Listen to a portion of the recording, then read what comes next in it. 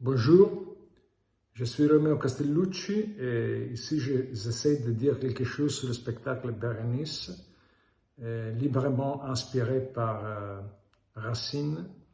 Il s'agit d'un monument, évidemment, de la poésie occidentale. Mais c'est à la fois un texte impossible parce qu'il n'y a presque pas en action. Donc il y a une sorte de paralyse. Les personnages sont paralysés justement parce qu'ils doivent parler. Parler, c'est une fatigue, mais la parole, en ce cas-là, ce n'est pas quelque chose qui est capable de communiquer, mais au contraire, c'est la forme du désert.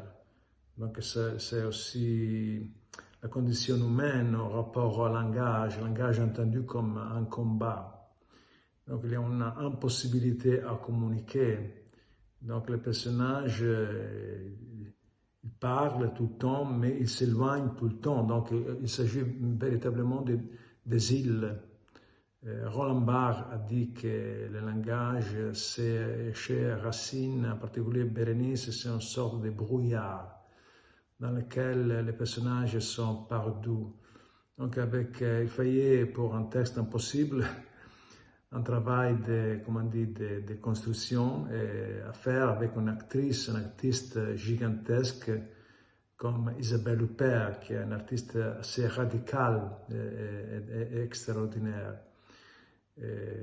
Radicale pour un texte qui est radical. Donc on a abordé avec elle cette sorte de construction, donc à rebours, à partir de l'architecture de la poésie des Racine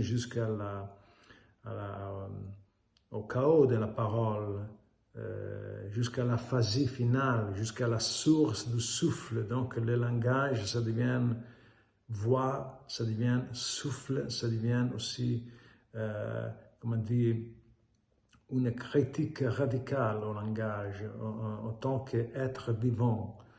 On peut considérer Bérénice comme un monument de la solitude. La solitude est la forme parfaite, disons.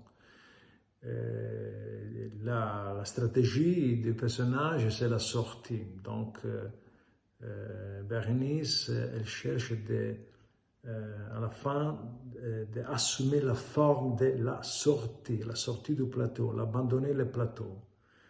Et ça a été extraordinaire de le faire avec Isabelle Huppert, qui est un artiste capable d'exprimer le feu central du jeu. Et donc il y a aussi il y a un double portrait, si vous voulez, d'un côté Bérénice et de l'autre côté Isabelle Huppert elle-même. Donc c'est comme une sorte de tautologie, disons.